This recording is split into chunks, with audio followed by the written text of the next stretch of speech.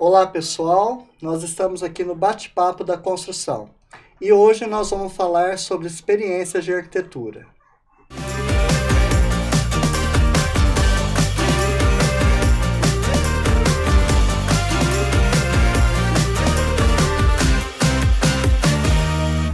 Esse episódio é um oferecimento LockBem. O equipamento certo para sua obra está na LockBem.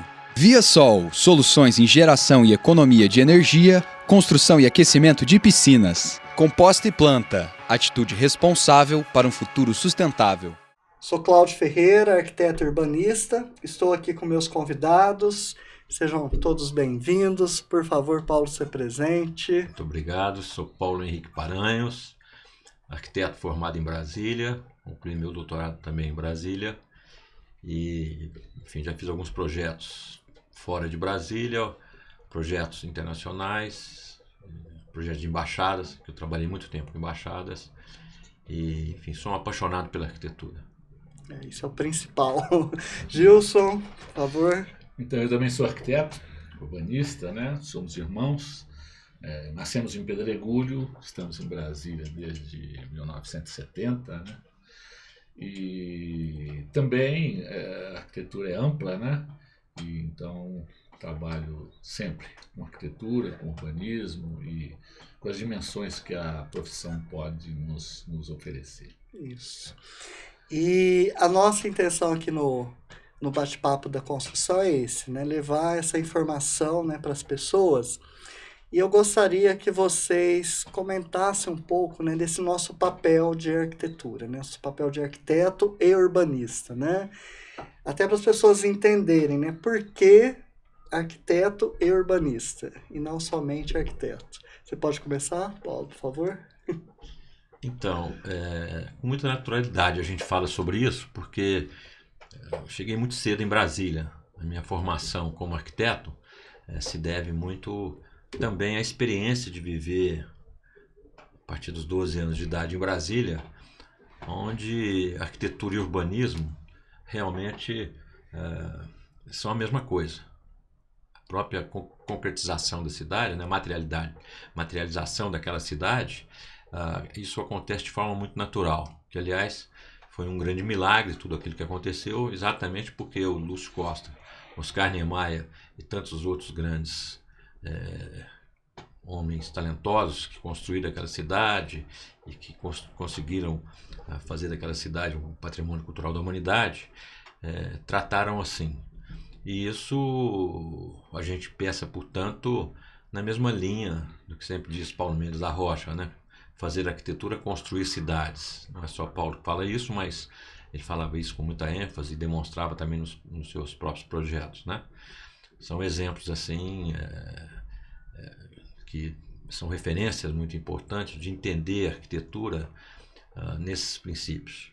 Até posso dizer que hoje, no próprio estudo que eu apresentei na minha tese de doutorado e na minha exercício profissional de hoje, essa questão da arquitetura enquanto paisagem construída, enquanto conjunto arquitetônico, que não raciocina o edifício, a residência, e mesmo as outras tipologias, como algo isolado, mas pelo contrário, que isso é visto numa visão mais holística e mais integrada.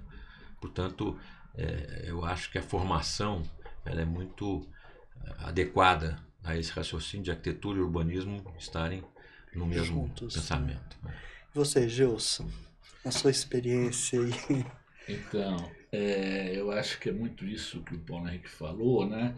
Que nem todas as universidades a gente aprende e entende essa integração da arquitetura e urbanismo, mas eu acho que muito mais que isso hoje, talvez o fato de nós arquitetos que estudamos isso durante 20, 30 anos, não colocarmos isso claramente para a sociedade, né?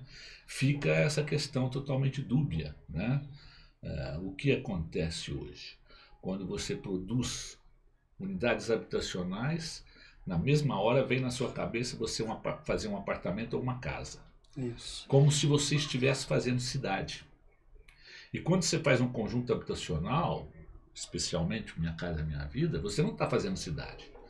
Você está agregando um número de pessoas que normalmente é da mesma classe social, seja baixa, seja alta, tenha dinheiro ou não tenha dinheiro, mas você faz ali um gueto. E esse gueto não tem a trama que forma a cidade, né? A cidade é um local de troca. Não é um local de troca só de dinheiro. É um local de troca de carinho, de afetividade, de relações humanas, né? Então, nós arquitetos, nós somos muito responsáveis por esclarecer, especialmente os gestores públicos, de que fazer cidade é muito mais do que fazer a moradia, né? Você não faz uma casa distante da padaria, do dentista, do advogado, do shopping, né? Essas coisas não funcionam. Quando você faz isso, você está criando um problema na vida daquela pessoa, mesmo que ela não entenda, né? Então, eu acho que nós arquitetos temos que mostrar que a arquitetura e o urbanismo, o que altera é uma mudança de escala, de dimensão, né? E a nossa profissão, muitas vezes, não deixa muito claro que a gente faz programação visual, que a gente desenha uma cadeira, que a gente desenha uma casa, que a gente desenha um bairro, que a gente desenha uma cidade, né? E aí eu volto um pouco no que o Paulo Henrique falou. O Brasil é muito claro mostrando isso, né? Eu tenho um filho que fez arquitetura e ele, papai, logo no começo, papai, mas qual é a diferença de arquitetura e urbanismo? Eu falei, filho, vai na rodoviária. O que a rodoviária é? A rodoviária é arquitetura ou é urbanismo? Ele falou, não sei, né? É arquitetura e é urbanismo, né? Eu falei, pronto, é o maior exemplo da nossa profissão, é a rodoviária de Brasília, né? Ela é arquitetura e é urbanismo.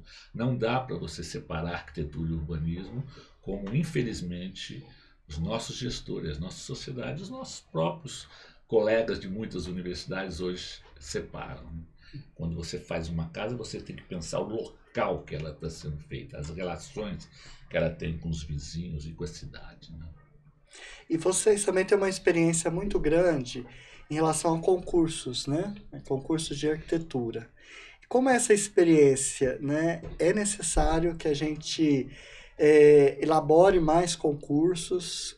Essa experiência que vocês já tiveram com o concurso, o que vocês trazem e o que vocês podem reforçar de bom do concurso de arquitetura?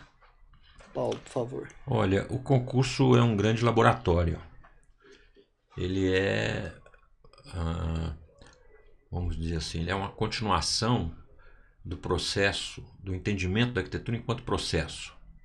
Ele é uma continuação também do processo de capacitação e de entendimento da arquitetura. O arquiteto, ele é por excelência arquiteto de uma obra só. Só que ele é por excelência o arquiteto de uma obra só porque ele, como autor do projeto, o exercício do fazer arquitetura é um exercício contínuo de um processo criativo, no processo de desenvolvimento das ideias, dos pensamentos, da reflexão tecnológica, enfim, de todos os motivos e princípios que norteiam, né, a questão projetual, a perspectiva de futuro, que é a mais importante delas, né, no sentido, em todos os sentidos, inclusive. E a questão do concurso, no meu caso, por exemplo, é uma questão muito, muito forte, que quando formado, na verdade, faltava trabalho. E um professor sempre disse para mim, faça sempre concurso, porque é uma coisa muito importante. Não só para arrumar o trabalho, como para você poder exercitar e se manter, vamos dizer assim, capacitado, né, em todos os aspectos. Desde então, eu realmente fiz concurso e insisto em dizer, para quem gosta, além de ser uma cachaça, é uma coisa muito prazerosa você ter um cliente que já está com os princípios definidos, né? Quer dizer, já são colocados nos termos do concurso, já são colocadas as exigências, os programas de necessidades, enfim, todas essas questões, e você pode, assim como todos os colegas que participam, você pode de uma forma muito transparente e honesta, fazer uma proposta que venha contribuir, e isso é importante, que o concurso seja um motivo, uma razão de ser, de contribuir para o avanço da arquitetura, enquanto história da arquitetura, né? Então o concurso ele tem várias dimensões positivas, da seriedade, da questão da imparcialidade, da questão da escolha do projeto, não segundo os valores financeiros do custo do projeto, mas sim segundo os valores da técnica, da subjetividade necessária de uma concepção arquitetônica. O concurso ele é magnânime nesses aspectos, né? Ele é muito importante, é o carro-chefe, vamos dizer assim, para trazer o debate, né? Então a gente sempre brinca no escritório, né? No meu escritório a gente sempre fala, olha, a gente ganha ou perde o concurso na hora que a gente entrega, porque o resultado vai ser o resultado de um grupo de jurados que não sabe que você é o dono daquela proposta, né? Então isso é um número ali, né? Isso é um número, então isso é muito importante. Então pode ser que você apresente uma proposta que seja até muito arrojada, mas não necessariamente vai ganhar o concurso. Porque às vezes aquela proposta é vista como uma proposta difícil, arrojada num sentido e não adequada no outro sentido. Tem essas variáveis. Mas o mais importante, que eu falo que a gente ganha ou perde quando entrega, é porque se a gente se superou enquanto equipe, enquanto proposta arquitetônica, se a gente apresentou alguma coisa que seja uma superação do exercício da profissão, né, da proposta arquitetônica, para a sociedade, para a contribuição com a sociedade. Então, enfim, se eu for falar para você sobre concurso aqui, eu vou passar, acho que a tarde inteira elogiando essa questão do concurso, por causa da questão ética, por causa da transparência, da seriedade, do compromisso, a questão democrática do concurso, e, enfim. E a possibilidade da gente, enquanto jovem, participar e ter um espaço no mercado, a possibilidade da gente participar de um concurso no exterior, por exemplo, e não ter qualquer tipo de discriminação, o fato de ser de um país ou de outro, entende? Então, quer dizer, o foco fica realmente na questão da arquitetura, e isso é o que nos interessa, né? Muito bom. Gilson, e você já teve dos dois lados, como júri e como participante? Isso. Eu acho que o Paulo Henrique colocou a questão da participação no concurso, né? Não tenho dúvida que quando a gente entra no concurso e participa do concurso, a gente dá o que a gente tem de melhor. Normalmente os nossos escritórios extrapolam todas as capacidades, não só vamos dizer, de quem conduz o escritório, mas de toda a equipe, né? Então é de uma importância vital. O jovem arquiteto que estiver nos escutando, façam concurso sempre, participem de concurso de qualquer maneira, né? Porque a evolução é muito maior do que quando você tem um cliente e faz uma obra para um cliente, né? Você extrapola. Mas eu queria fazer um paralelo com a área de saúde, com o problema que nós tivemos nesse momento, que é o Covid, né? Na hora que nós tivemos um problema sério de saúde nos países, no mundo, né? Nós fomos atrás dos profissionais, né? E como, né, os profissionais foram importantes para dar resposta, para resolver o problema da pandemia que nós tivemos, né? Hoje, se você for atrás dos problemas, para resolver os problemas da arquitetura e urbanismo mundial, que especialmente no Brasil eu acho que é pior que no Covid, porque a nossa arquitetura e o nosso urbanismo estão numa qualidade muito ruim, né? Eu não tenho dúvida que os profissionais de arquitetura e urbanismo, sem dúvida, iriam falar para os gestores, façam concursos públicos de projeto, né? Que e lógico, eu como gestor também, né, na Codab, eu instituí de que qualquer contratação tinha que ser através de concurso público de projeto, né, concursos públicos nacionais. Por quê? Porque a Unesco, que é quem comanda a área cultural no mundo, ela exige que os países membros façam concurso. Todos os nossos presidentes da República assinam um documento dizendo que no Brasil vão ser feitos concursos públicos de projetos, né? A Unesco comanda isso, né? O membro da Unesco que viabiliza isso é a UIA, a União Internacional dos Arquitetos, e o Instituto de Arquitetos no Brasil, ele, como sócio participante da UIA, ele executa concursos no Brasil todo, né? Eu entendo que hoje os órgãos públicos, todas as prefeituras deveriam fazer concursos públicos de projetos. Não é só um compromisso de cidadania, um compromisso como um gestor público oficial, mas principalmente porque ele viabiliza você ter o melhor projeto, né? O que acontece é que muitas vezes o gestor público chama o sobrinho, o primo, o filho, o parente para fazer aquela obra. E é o caos que nós temos, né? E quando você faz um concurso público de projetos, você tem um melhor projeto. E aí eu queria te dar um exemplo, né? Vamos supor que eu tenha feito 4 aeroportos. Aí você quer, como prefeito, fazer um aeroporto na sua cidade. Você vai me contratar. Ainda está errado. E por que ainda está errado? Porque o que você precisa é o melhor projeto e não o melhor arquiteto, né? Aí é que está a principal diferença na minha cabeça. Você quer o melhor projeto. O melhor projeto, quando o júri vai procurar qual é o melhor projeto, ele não sabe se foi o Gilson, se foi o Paulo Henrique, se foi o Cláudio que fez esse projeto. Ele está procurando o melhor projeto. Porque eu posso fazer um excelente projeto no início da minha carreira e posso fazer um mau projeto depois disso. Sim. De repente o meu escritório não está, vamos dizer, com uma equipe capaz e suficiente para poder fazer o projeto naquele momento, né? Então nós precisamos buscar os melhores projetos e não e muitas vezes aí o pessoal fala, mas então por que o pessoal faz licitação? Não, o concurso público é uma licitação pública oficial, né, do Brasil. A licitação pública é o concurso, né?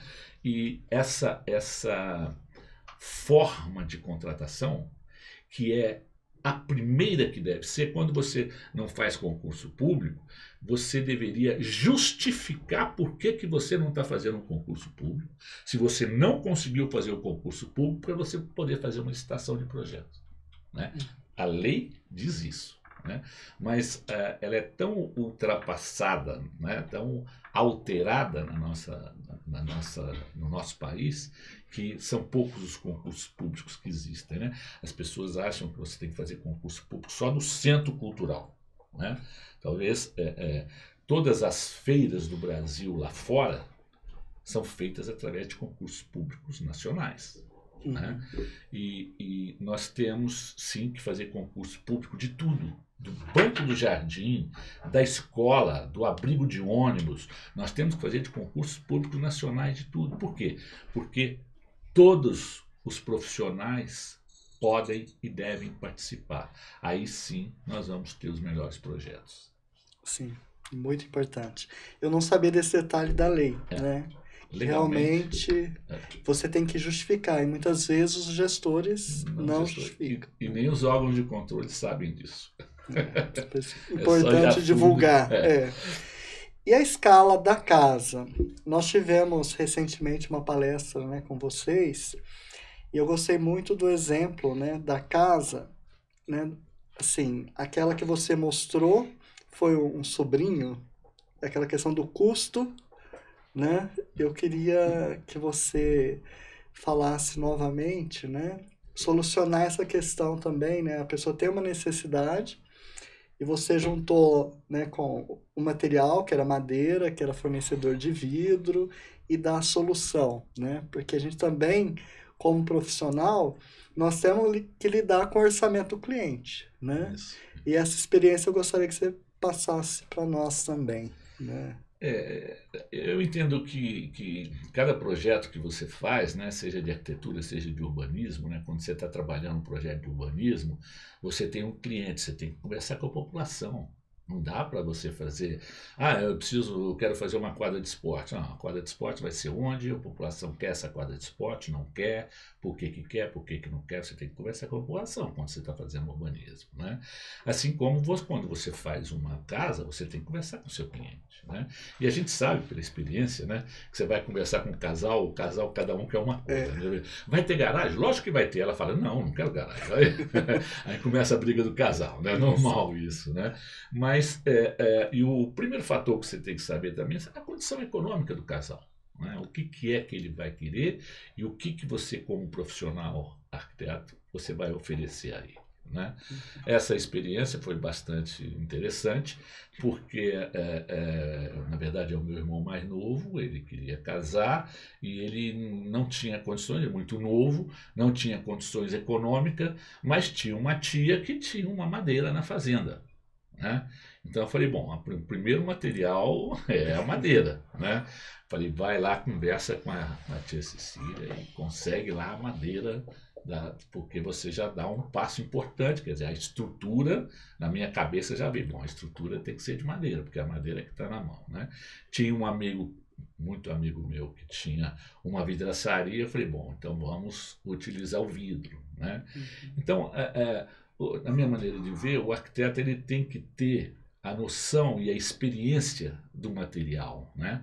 Para ele poder sentir o que quer dizer aquilo, para que ele dê uma resposta para o cliente não parar a casa no meio do caminho. Né? Você tem que fazer alguma coisa, e é muito normal, né? Quem tem escritório sabe disso, o cliente chega querendo fazer uma casa de 1.000 metros quadrados, a gente oferece uma de 500 metros quadrados, que a gente sabe que a condição dele não vai dar para fazer de 1.000. Né? Muitas vezes ele pode construir até uma de 3.000. Né? Mas as condições de cultura dele são mais importantes até do que o dinheiro que ele tem. Então a gente tem que medir isso, qual é a cultura dele, de onde que ele veio, o que ele faz, o que ele gosta, né? Para que aí sim, a gente consiga determinar os materiais e ao mesmo tempo ter essa dimensão de custo. Né? É muito normal você ter problemas seríssimos nas obras. Né? Quando você extrapola isso para as obras públicas, então é toda hora. Né? Você tem problema seríssimo que a obra não acaba. É lógico, ela não tem projeto, ela não tem detalhamento, ela não tem fiscalização. Não, isso aqui o arquiteto fez, mas aí o pessoal aqui está construindo. Mas como? O trabalho do arquiteto termina depois que a família está lá dentro e ele analisando ainda aquilo que ele fez. Né? Não é você entregar um projeto e abandonar o processo. Né? Não é bem assim. Né? Então eu acho que essa coisa da dimensão é muito importante, a gente ter esses valores. Né? Importante, sim. Paulo, a sua experiência em residência, né? Com esse cliente menor, vamos dizer assim, a família, o lote, como que é a sua experiência para a família, né? Projetar para a família, a residência, esse novo olhar, a integração da casa, como você pensa a casa para o cliente e para a família, as suas recentes experiências aí? A questão dessa experiência com o cliente, a gente tem que fazer do limão limonada, essa é a verdade. Porque o cliente ele sempre traz muitos anseios, mas algumas vezes, ou muitas vezes, ele traz também algumas contradições. Ele sempre quer o melhor e mais barato. E o melhor que ele quer, muitas vezes, não é o mais barato. Ou muitas vezes, o que pode ser mais barato, às vezes na cabeça dele, na cultura dele, não é o melhor. Eu já tive experiências, por exemplo, de fazer uma casa para um casal, um estrangeiro, e ele tinha uma experiência vasta com relação ao design, arquitetura e etc., mas ele compreendia a simplicidade, o despojamento de uma casa como valor da arquitetura, e isso foi muito positivo, foi muito interessante. Uma coisa não necessariamente diz respeito à outra. A questão da cultura arquitetônica, quando ela não é muito, vamos dizer assim, fundamentada, bem fundamentada, e isso acontece muito no Brasil, o pessoal fica encantado às vezes com alguma coisa que acontece lá fora, E no fundo a gente percebe que são alguns equívocos. Por exemplo, o cara vê uma casa na Suíça, então a casa às vezes é de uma simplicidade muito grande, a questão da arquitetura nem foi tão explorada, mas o jardim, as condições urbanas, etc, do lugar, ele fica querendo importar aquela residência e etc. Bom, enfim, são muitas variáveis, né, na questão do cliente, da residência unifamiliar. O mais importante que eu entendo é realmente isso, conforme o Ju estava falando, esse diálogo com aquela família, com aquele interessado, no sentido de você conseguir apreender, conseguir tirar deles. É quase que um trabalho meio de terapêutico, de você conseguir, de psicólogo, de você conseguir levantar deles os anseios, as vontades, o que significa para eles realmente o que eles estão querendo. Porque eu já tive cliente, por exemplo, que ela contou uma série de histórias, etc. No meio das histórias ela falou muito sobre a arquitetura do Maranhão, de uma região, etc. E quando eu apresentei um estudo, esse estudo era contemporâneo e tal, mas trazia no seu bojo da proposta algumas relações. Tem uma outra questão que, por exemplo, em Brasília, né, nós temos a cultura do verde, dessa relação com a natureza, conforme é o projeto de Brasília do Plano Piloto, é uma cidade-jardim, né, uma cidade generosa em termos dos espaços, etc. Então, esses aspectos são aspectos positivos que podem enriquecer e que a gente sabe que existe uma cultura mais ampla de aceitação desses elementos. Então, a gente acaba trabalhando com alguns aspectos que o cliente demanda, não só em termos de programa, número de quartos, etc., mas de alguns aspectos também que a gente sabe que é de uma cultura daquele local e de interesse das pessoas para aquilo. Então a gente trabalha muito com esses elementos, mas como o Gilson falou, sempre procurando tirar do cliente aquilo que às vezes nem ele mesmo tem tanta consciência, mas que diz respeito à arquitetura que pode agradá-lo. E aí sim consegue atender, né, o anseio do cliente. Exatamente. Né? E também trazer do seu repertório aquilo que você considera que é importante. Por isso que o Gilson, né, colocou na palestra, achei muito interessante, né, levar a arquitetura para os bairros, né, essa sua experiência, né, levar até o cliente, né. Se pudesse, aí nós já estamos encerrando, mas se pudesse falar dessa experiência, seria ótimo, né, deixar o escritório central ali e ir para os bairros mesmo. A gente não tem necessidade que qualquer profissão hoje no Brasil precisa sim contemplar as periferias, especialmente as periferias das grandes cidades, né? As pequenas e as grandes cidades hoje, os mais necessitados estão lá, né? E se o médico tem que estar onde estão os doentes, o arquiteto tem que estar na periferia, ele tem que estar trabalhando para os mais necessitados, né? Os gestores públicos têm que cuidar mais dos necessitados. É a mãe de família que tem 10 filhos, ela tem que optar. Quem que ela vai atender primeiro? Ela tem que atender primeiro o que está doente. Uhum. Né? Então, nós, profissionais, arquitetos, urbanistas, engenheiros, médicos, seja qualquer profissão, nós temos que cuidar primeiro dos mais necessitados, primeiro das periferias. Né? É uma questão de inteligência, não é nem uma questão só da nossa cultura cristã brasileira. É uma questão de inteligência. Né? Então, nós temos sim que levar a arquitetura aos mais necessitados. E isso, eu não tenho dúvida, os sonhos da Dona Maria, que mora lá na periferia, mais necessitada, é exatamente igual ao sonho da Dona Maria, que é dona de um palacete no centro da cidade. Né? Então, eu entendo que nós hoje precisamos urgentemente tratar das nossas periferias. E essa periferia não é bem assim, não, coloca os estudantes lá que resolvem. Não, o problema é mais sério. Você tem que ser muito profissional, você tem que ter muita capacidade para ir lá e fazer um projeto para aquela pessoa. Porque as necessidades dela são maiores em alguns aspectos. Né? E é muito importante que a gente, assim, que fique claro isso, porque para nós arquitetos, nós temos disputado 7% do mercado. Né? 23% do que é construído não tem, aliás, 93% do que é construído não tem a participação de arquitetos na cidade, né? Arquitetos e engenheiros somados, somos 15% da metragem quadrada que é construída na cidade, né? 85% do que é construído não tem a participação nem do arquiteto e nem do engenheiro. E todo mundo fala, não, está tudo muito bem. Não está tudo muito bem, não. Você pode até resolver o problema da doença com um chazinho, mas se ela for séria, o médico tem que ir lá resolver. Onde não tem arquiteto e engenheiro resolvendo os problemas, nós temos aí os problemas de segurança sérios, que a periferia está nos levando. Nós temos o caos que está o Brasil hoje, em função da falta de carinho e falta de...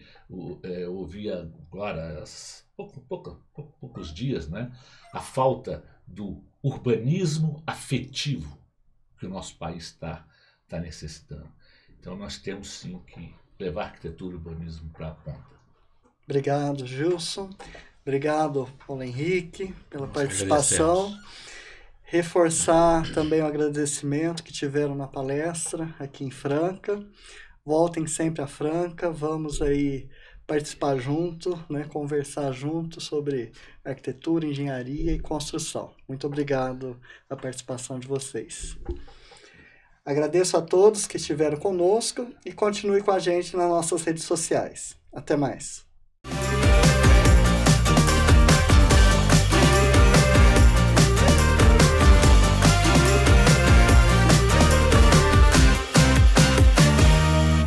Esse episódio é um oferecimento LocBem. O equipamento certo para sua obra está na LocBem.